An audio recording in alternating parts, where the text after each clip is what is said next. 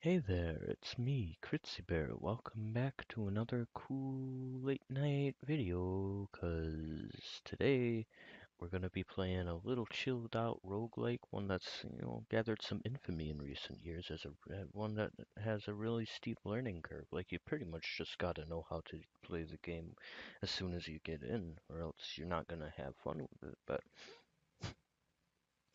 we're gonna be playing Notepad++ today. That's a pretty it's I'm not actually sure how old it is, but it's a pretty well developed roguelike. Like, it's pretty much got all the features that it should have at this point. But one thing that people kind of overlook in its features is they always think that the only really viable builds to use on this, like, uh the only correct characters that you can make are all based around the programming line of skills, dot .json or bins, or you know any files, um, or hard programming, like fucking C++ or something. If you're a real tryhard and you want to like pour all of your points into that. Um, but a very often overlooked build, because it's a little finicky to use in this environment, in this roguelike, is um, just Notepad++ also has really good support for, I find anyway, the uh, creative writing up to like draft point, rough draft style creative writing, and really shines at if you're dual wielding that with note taking. It's also really good for that. It numbers things automatically or something. Uh, but today we're going to be trying to do a little run with creative writing and see what we can get. So now a good start to any build is to copy your favorite movie. So today I'm gonna copy Throw Mama from the Train. You've probably never seen that one. It's got the sweaty garbage man in it. The one that goes, "I'm the trash man," that guy. So the night was humid. Humid. Oh boy. Actually, I've never encountered this before. I don't know where to go from this corner. Oh man, we're a little cornered here. Um, the random number guys are not being kind to me today. Whew. Well, while I try to figure this conundrum out, where we should go from here, uh, I think I'm gonna just take a little minute to talk about why I'm playing this today, as opposed to, one of my bigger name ones like Dwarf Fortress or Cataclysm. It's because actually I did record Cataclysm a good old hour and a half today, but I was determined that I would use the chest hole tile set, to give the people who like good graphics a little slack, cut them a little slack, give them something that they might like. But silly me forgot that my freaking recorder messes up when you see lots of white with tiny little pixel perfect textures on it. And just like in Dwarf Fortress, it started getting all jacked up about halfway through, and it made the file really, really slow and just a pain and a half to render. And in the end, I just decided that I would cut it there, cut my losses, and we're gonna try again tomorrow. Cause fuck that. Dwarf Fortress already takes ages to get done, so we're not gonna do that with Cataclysm 2. We're gonna go back to retro days. I'm gonna miss the snow on the ground, but at least with retro days, I know what I'm looking at. That's fun. Um, we didn't actually make any progress or anything. It's just, It was just, running around and getting used to the build, really. I died after an hour, and I was like, well, this isn't appropriate content, so I'm gonna try again, and then the other one wasn't too overwhelming either. I survived at least, but yeah, basically Victor died, but you didn't get to see that, so I'm gonna bring him back. Gonna cheat a little bit. Well, not like cheat as in actually cheat, but cheat as in bring back the name, despite him having been slain before. He just died of frostbite, which was, the expected result. Just like Dusty, I expected the first one to die in a very anticlimactic way. Like a Dusty got cornered and lit himself on fire. Victor, uh, unsurprisingly, died of the cold. Succumbed to his weak not bear genes. So yeah. But it was fun, at least for me. I mean, I kind of started rambling, kind of like I am here, but yeah. So yeah, that's why I'm playing this roguelike today. As graphically unappealing as this is, I know that not a lot of people like the brown background, but I picked it because out of all of the colors that I could have picked, this one offends the eyes the least when I'm playing it in the middle of the night. Like, if I wake up from a fucking sweaty fever dream and I just need to write down an idea that I had in the middle of the night. Because that works out great most of the time. If you're a veteran with this sort of build, with the, stacking all kinds of creativity and impulsiveness, which this is really good for, because you got the night was human. Oh, I can't use that. Just go down a couple lines, and it doesn't even mess up the page if you go and type here. Yeah, no, no. This one is completely undisturbed. That's one thing that I don't like about builds of this sort in like Google Docs, because that one's another popular one. It's more focused towards this sort of build, this sort of player. Um, you go down two spaces and you start typing um, the night was hot, but the sort of hot that um, makes you want to stay. Yeah, sure. But then you go and you write here, and in Google Docs and things like that, it will completely, mess up your balance. It'll like push things off the page, and things will start despawning because you typed here and would consider that before um, the spacing for this next one. But here, if you want something to be right there, it won't mess up the next segment of your build. You can just insert little pieces here. Um, yeah, so then you can go and start another one. If you so desire. I'm still kind of stuck in this room though, and I don't really know what to do. Um, Shoot, what was I in the middle of saying when I started going on that tirade? Yeah, the reason that we're playing this today is because I didn't want to get nothing out, and it's certainly way too fucking late for Dwarf Fortress. Um, Way too late for that, and I don't want to mess up my Cataclysm groove by trying to play two in one day. Plus, Cataclysm isn't a very good one to play in the middle of the night when I need to be quiet. So yeah, hold on, gotta burp. I couldn't burp, so it's gonna come later on along the line. Right, here's another hanging thought that I left.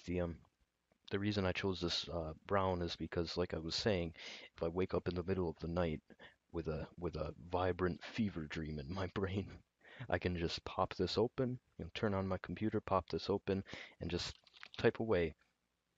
Um, I had a dream where I was a small female child.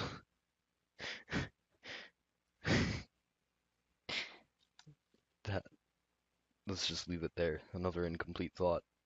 It's okay to have a couple hanging incomplete thoughts because you never know when you're gonna go back and think of the perfect way to finish that. Um, You know, it's kind of like Cataclysm. You gotta hoard these things. Just never erase. Never erase a thought. Keep it there forever. You can see all these things up here. Yeah, those are all several pages full of that. Yeah. Oh, shoot. Oh no, so something just doxed myself a little bit. I gotta keep that. I gotta make sure to censor that. Note one around. See, you can even use it for this. One around 10 0 0. There. Yeah. Can even use it. Use it to make notes when you're recording. Yeah. I mean, I don't really like having to pour a little bit of skill into that, but eh, sometimes you just gotta roll with the punches, you know? Just like in Dungeon Crawl, if you find a good weapon, you pick that up and change your entire build to be based around that instead of whatever you were going for to begin with, you know?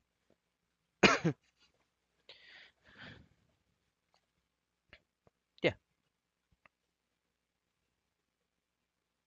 Did I finish that thought? Did I? No, I didn't. I didn't finish that thought. God damn it. I'm bad at that. Okay, focus, Critsy Bear. I am. I wake up in the middle of the night. From a fever dream. Need to write down my crazy ramblings into into this roguelike. Gotta channel it.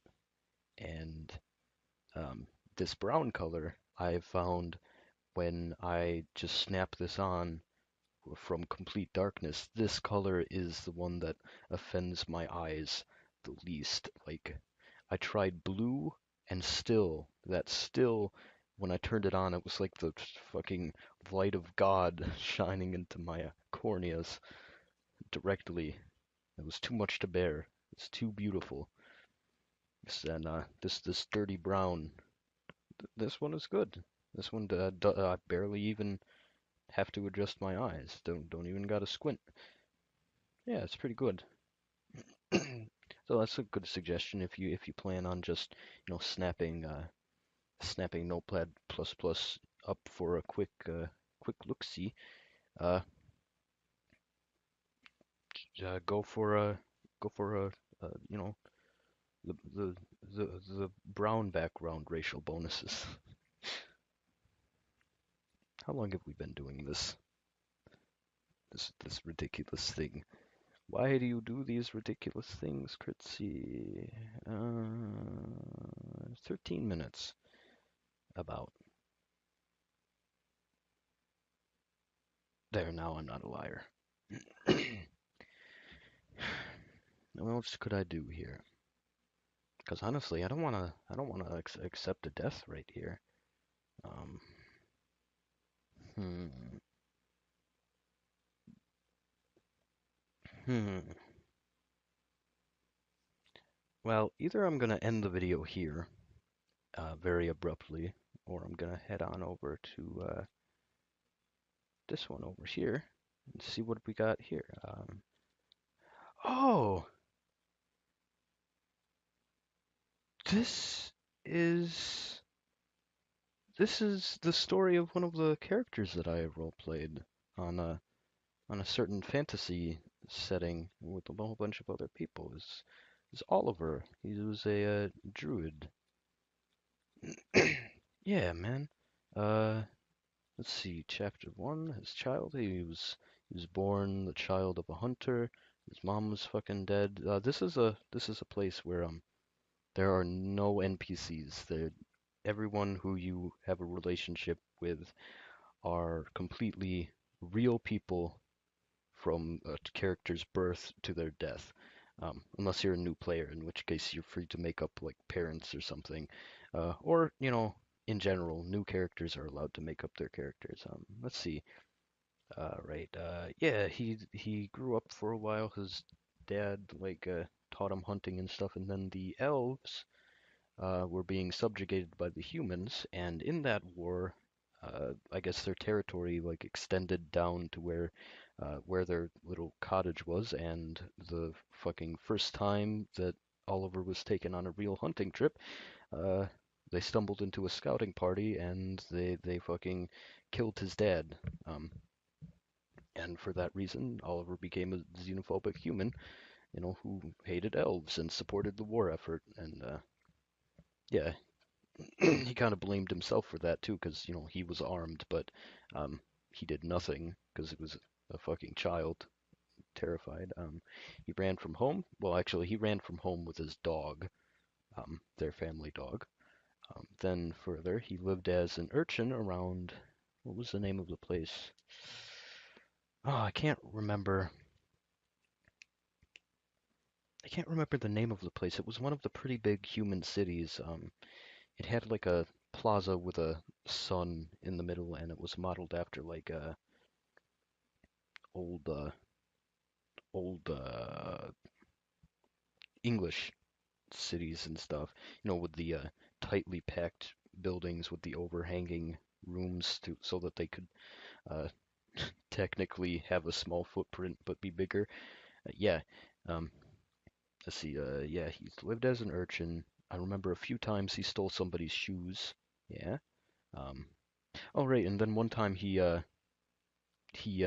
stole the shoes from this fancy pants high elf guy who had like a house with a whole bunch of manservants. I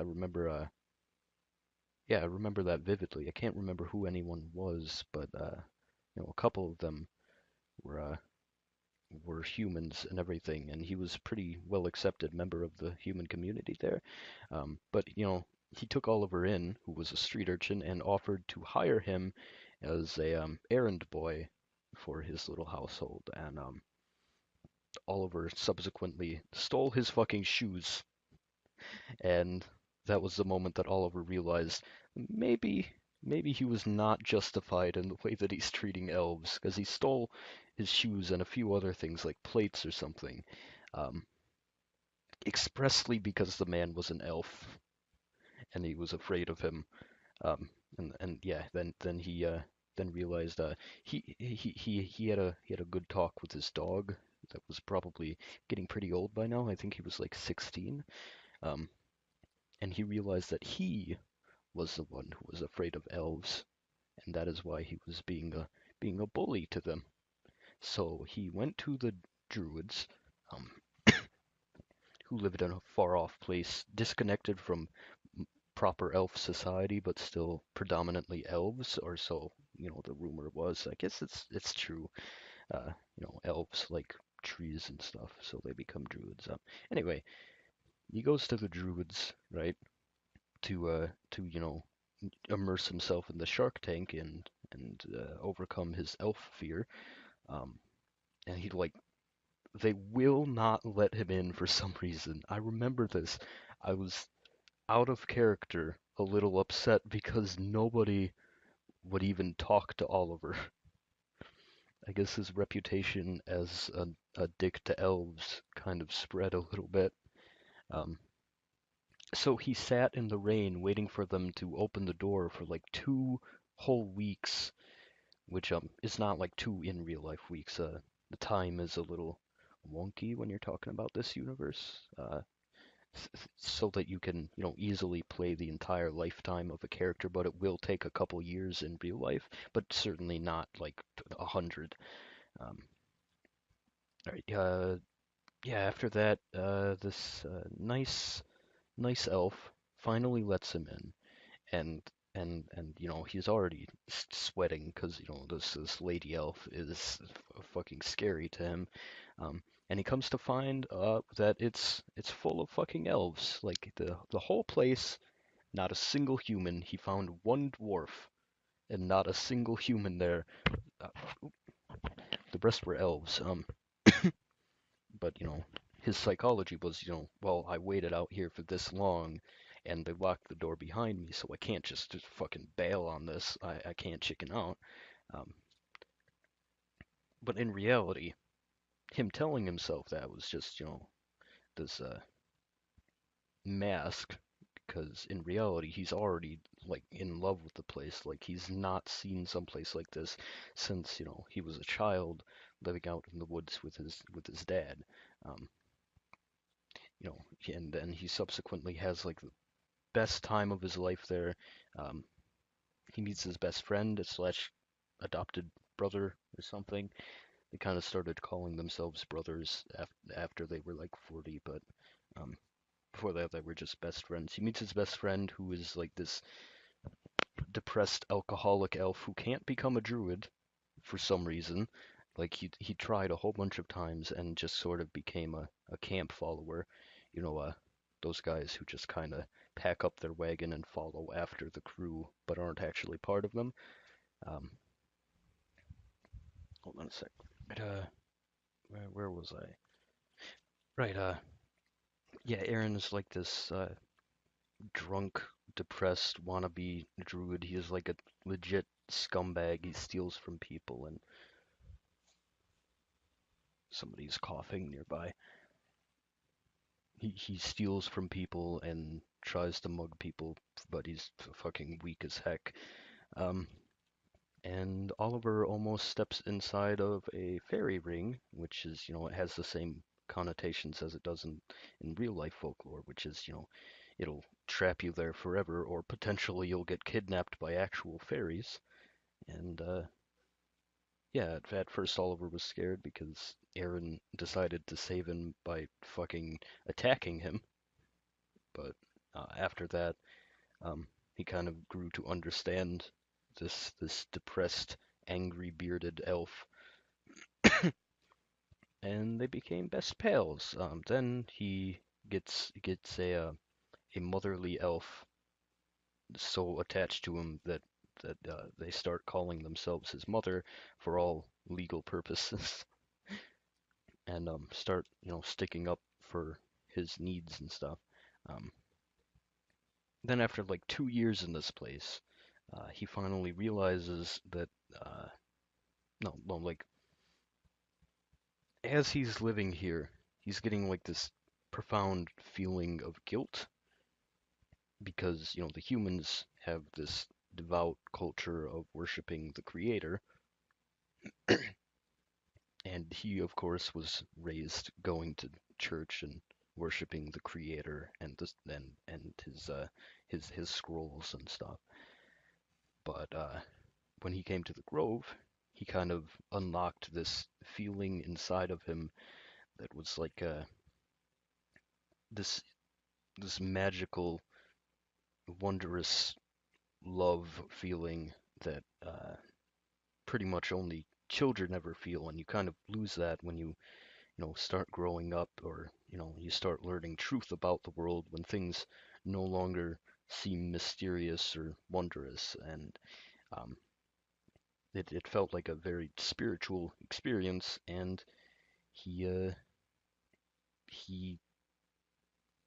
started feeling like this feeling was what he was meant to feel when he was taught about God, or no, the Creator, and taught about his ways and how to worship, and the way that he felt about the Grove was the way that he was meant to feel about church. And after 2 years of living with the Druids and pretty much becoming part of their community, he finally realized that the guilt that he had been feeling initially had, over time, completely reversed polarity, and one sweaty night where he could not sleep for the guilt in his chest, he realized that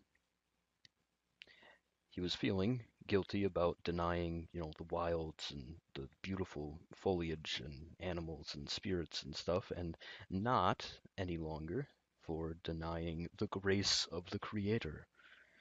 Um, so after that, he tries to become a druid, but he nobody liked him in the higher up druids, so he was told to fuck off, and when he wouldn't fuck off, he was told to do ridiculous things to earn his place as a druid.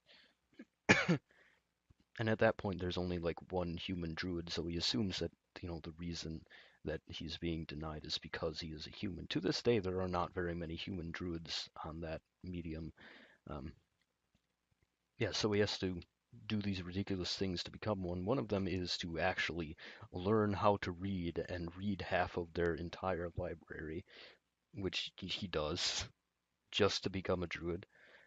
Yeah, he does them, and then eventually he is reluctantly allowed as a student of the druids, and yeah, the same thing continues. He's like a completely devoted dude who deliberately makes everything that he does incredibly difficult because the common core of the druid order is really ridiculously easy, and he kind of feels like he isn't being tested, and he doesn't feel like people are seeing how devoted he is,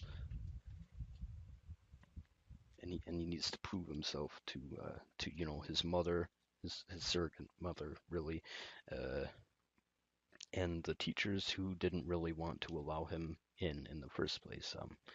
In that journey, he teaches an orc how to read, um, because nobody in the entire order would teach him, and it kind of reminded him of how difficult it was for him to get a teacher. He prevents his pal Aaron from committing suicide. That's a sad beard elf, and really gets close to him. He starts wearing fancy robes, fancy priest robes. Um, he goes on lots of adventures that his teacher didn't even assign him to do. Like I remember once he went all the way to this sacred garden with gigantic flowers and guided somebody all the way from that place to the druids. And yeah, that was part of a task where he had to find something in nature to bring home to his teacher. And yeah, that was the task that he did. That person actually failed to become a dedicant, though. They were woo, they were pretty edgy. They were a pretty edgy dude. He like got struck by lightning and got some kind of curse put on him. Anyway, then in the middle of his dedicancy, the fucking sun vanishes, and the entire sky goes black. And like this poison ash snow started raining down from the heavens. People started getting sick with a plague. Um, and the druids get this mighty vision from their gods, commanding them to slaughter thousands of innocent people, or else the entire world would catch on fire. His mother, however, did not believe that, and took him, as well as most of their family, up into a sort of fallout shelter, um, where he learns to respect a whole bunch of druids: Mjolnir, the tortoise druid; Barry, the grizzly druid; Zakabar, who is a cat person; he's the shark druid; his little brother Mason, who is not a druid; and two people who are now considered shuns by the druids for being also wizards while also a druid. That's highly taboo, even though druids also practice magic. It's just don't practice arcane magic while you're a druid. That's bad. Um, that little brother Mason, he dies from inhaling the poison ash. He and his mom bury him. Oliver is the one who performs his funeral, um, and pretty much prevents his mother from walking out into the ash. Zakabar's wife, brings the plague into their little fallout shelter. Um, those two are forced into the back of the barricaded uh, shelter, where like there was like a little storage room back there, and they cleared everything out of there and stuck them in it. Um, Oliver, meanwhile, sorry, I'm getting a little loud.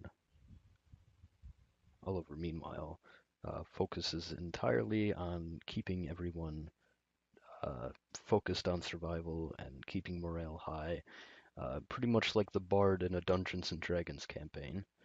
Um, then Mjolnir brings news that Mjolnir, the tortoise druid, he brings them news that the druids were like the collective druids were seeking to fucking kill them and unattune his mother and the other druids who went along with him, which is like a fate worse than death for a druid. And despite people wanting to scatter, Oliver pretty much, keeps them together, giving them uh, good speeches and yeah, he's pretty much an anime protagonist.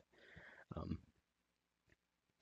then his mother, because Oliver kept them together and kept her from losing hope, discovers that the vision that the druids had received was a false one, that it was given by this demon who likes to make occasional vies for power, um, and is known for his ability to send false visions. So yeah, she was correct in believing that the aspects or the nature gods would not ask them to do such a thing.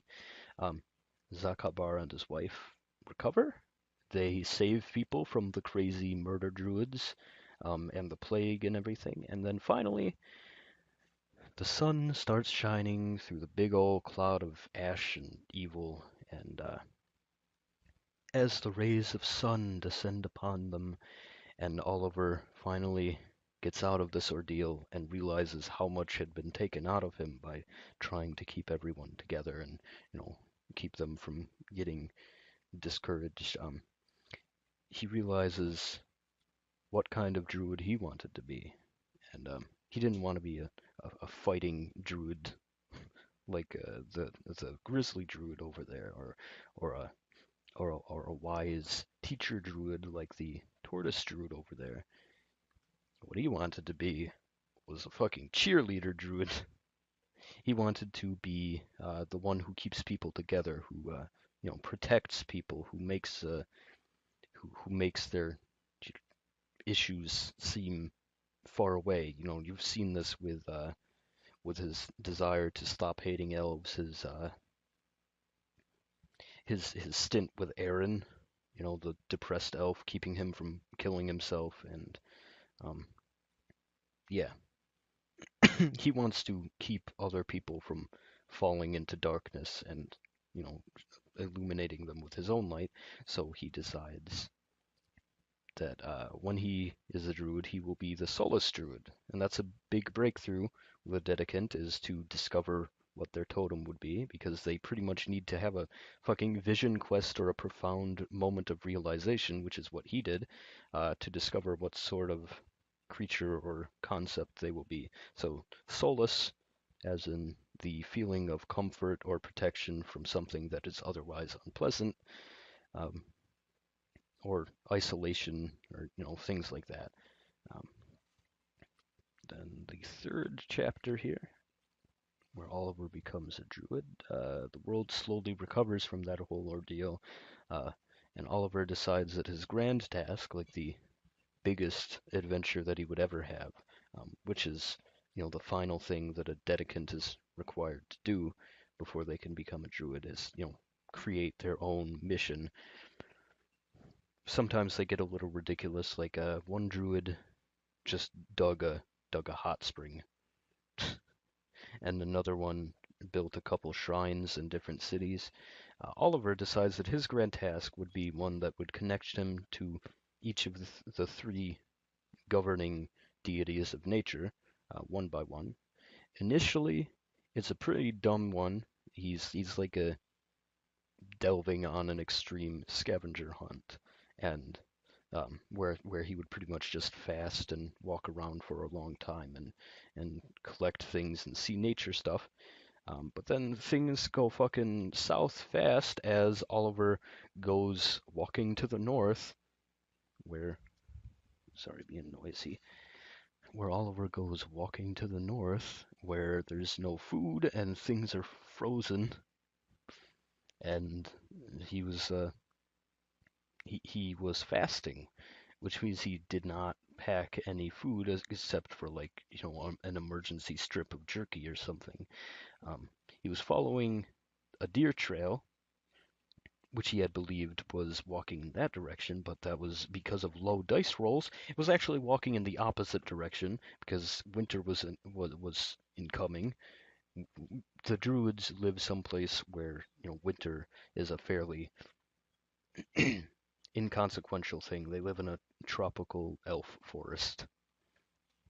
So he kind of forgot, like, oh yeah, when you're in the middle of human town, you're gonna freeze to death in the winter. So he follows that trail to the north and then loses it and forgot to bring supplies and can't find his way back, and things start getting icy and snowing, and eventually he finds himself in the middle of a snowy tundra, and he's completely lost in the north. Winter is just fucking him over, and he nearly dies a couple times to cold and hunger and dehydration. And then in that state, poor starving Oliver uh, gives in to his predatory human instincts and decides to hunt himself a deer, which, it was an opportunity. One of the deer had been straggling behind a long time, pretty far from from where the rest of the deer had migrated to, and kills a deer and eats her. She was pretty late, and she was really weak for some reason. Wonder why.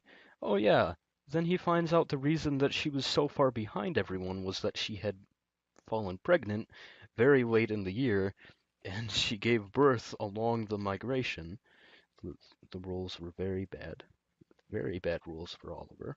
Um, and he and feeling terrible for this because up until then he had been, with the pansy druids who don't believe in hunting and think that that you should eat either fish or plants because fish don't count as animals for some reason. Um, so he was pretty much a pacifist and vegetarian. Um, he's completely devastated, and he tries very hard to rear the terrified fawns that mother had given birth to, um, and take them to the south where he can drop them off at the nearest, deer daycare or something. And along the way, he learns how hard it is to raise a child in the wilderness, um, and finds himself almost dying a few more times as he kind of, um, you know, finds himself placing the lives of the deer over himself. And, you know, along the way, he kind of learns a lot of things about nature that he wasn't taught as a dedicant, like, true hunger and uh, paternal instinct and things like that. However, along the way, the deer begin to see him as a sort of, proper parent, and he feels terrible for this because he killed their mother, and the only reason he's taking them anywhere is because he would feel bad if he just left them to starve in the middle of nowhere. So, along that path, which he had found again because of that charitable mother deer, um, along the migration trails, he heads south, down back into the human heartlands, where things are a little warmer and just in time for spring, I believe. Yeah, I'm pretty sure he had gotten down there by spring, and he settles outside this nobleman's keep, which, was a pretty, like, lower nobility, somebody who didn't, like, own much land but still had a pretty big estate. Yeah, he settles out there, sets up a little poaching camp, and um, elects to raise the deer there until they can sustain themselves without his support. Um, and while he's there for like a couple years, and as he's there, he begins to see this town grow and flourish from the keep nearby. He what's its name? Redwood, I think was its name. And he saw people move in, saw a proper trading center get made, and um, he actually sees a couple children start to grow. Um, and because of how he was present before any of this happened, he kind of grows to be. What was that? Sorry, thought I heard something. Because of that, he kind of grows to become part of their folklore out there. Like he was the grass man who lived out in the grass, kind of like the trash man, except he ate grass instead of trash. Um, and people kind of started going to him to ask questions and stuff, and um, learn about nature and things. And um, yeah, the deer kind of grow, and he feels accomplished at first, but then the male deer reaches maturity, and if you know anything about deer, it's that as soon as they get their horns, they like to use them, and they kind of get unreasonably aggressive, the males, and like to fight a lot. Um, so he feels like he failed there because the deer immediately starts attacking him on a daily basis, and it's kind of deadly because he's got like 12 daggers pointing at him. Um, and furthermore, the deer cannot support themselves. In fact, they they kind of grew up in the mindset of children because he could not teach them properly how to support themselves. This is not a happy ending where the deer leave him and just suffer no consequences for being raised with a human. No, they can't support themselves, and the male is so aggressive that Oliver is forced to abandon it, despite him continuously trying to come back and subsequently attack him, which is pretty much killing the male deer, except he didn't have the heart to actually kill him. He just left him to starve, well, almost starve, because he can't support himself, and whatever ill fate befalls upon him, it's Oliver's fault. Um, Oliver returns to the Druids and shares this tale, um, and they refuse to allow him to be a Druid because they didn't approve of his grand task. He kind of left in a hurry because, you know, he was scorned by his lover, and nobody would allow him to prove how devoted he was and stuff. So he was like, well, I'll prove how devoted I am by doing this great thing without anyone's approval, because even if they don't approve of it, I will be doing something that will prove to myself, yes, and that will prove how devoted I am. Um, yeah, but they outright refuse, and he tells them no, that he won't accept their refusal. Um, that's uh,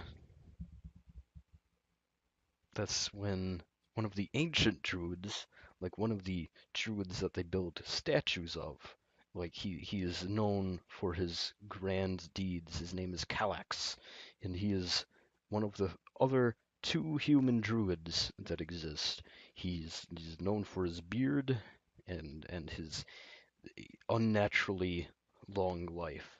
Um, which I know the secret of now. Back then, I was a little confused because he was like 300 years old.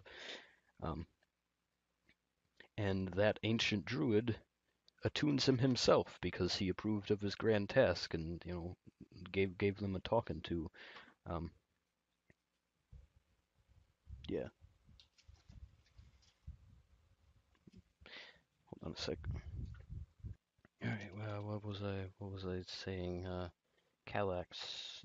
Yeah, Kallax attuned him. Sorry, I kind of got distracted for a while there, and yeah, that's when everything changed, and he became a proper druid.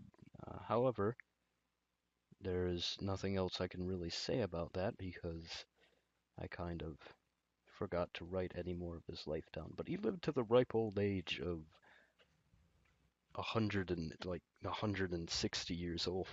So there's a lot of story there. Um, oh, sorry, had to suddenly go AFK. When was that? 47, 20, sure. Yeah. Oh, shoot. Wait, no, stop. There. Yeah, sure. Whew. Anyway, so there's Oliver's story. He's a he's a very old character who's actually dead now, so it's not like there's gonna get any more of this. There's also this image at the bottom, which I'm not sure if I want people to see or not. I don't actually know. Eh, worst case, I can just blur out that little patch, and nobody will probably notice until now when I said something about it. Anyway, yeah. So there's a good old 40-minute long video.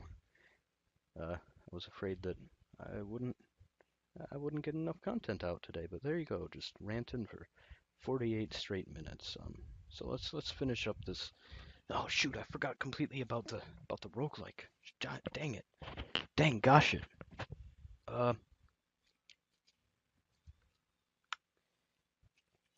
the night was hot.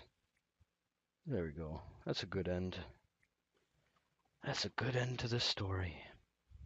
Okay, bye.